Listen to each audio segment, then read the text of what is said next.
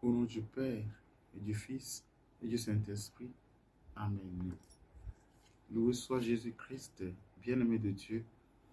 Aujourd'hui, lundi 10 février 2025, et pour notre nourriture spirituelle de ce jour, l'Église nous propose en première lecture le livre de la Genèse, chapitre 1, versets 1 à 19.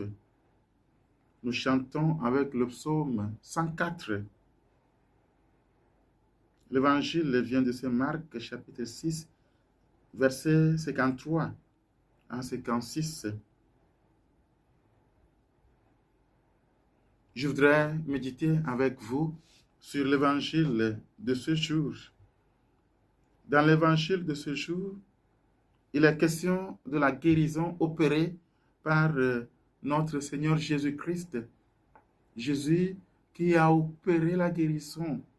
Mais ce qui est curieux, que je voudrais que nous regardions de près, c'est que Jésus n'était pas parti chercher les malades pour les guérir. Il n'était pas parti chercher les malades pour les guérir. Mais le texte nous dit, on amenait des malades à Jésus pour qu'il les guérisse. C'est ça.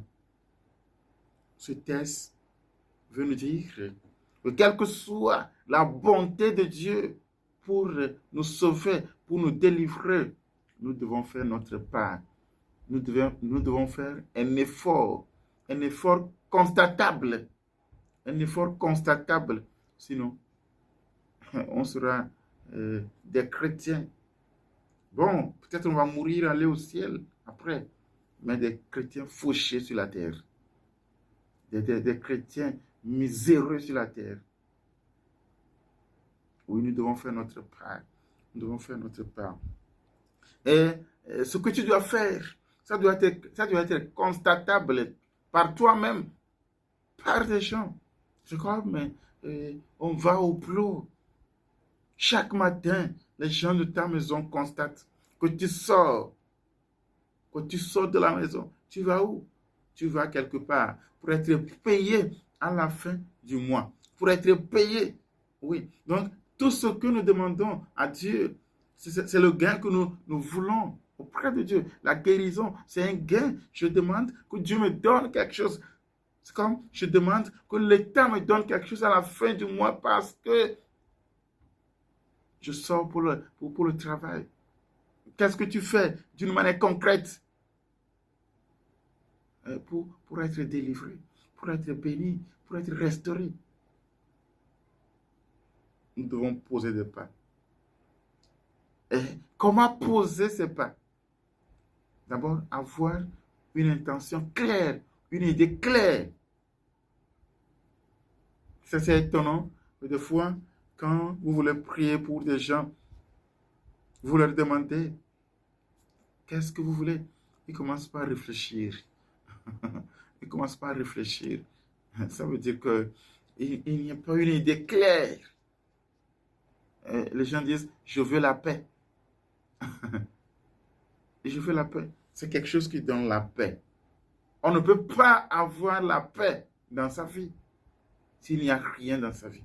C'est quelque chose qui donne la paix. C'est quelque chose qui donne la paix.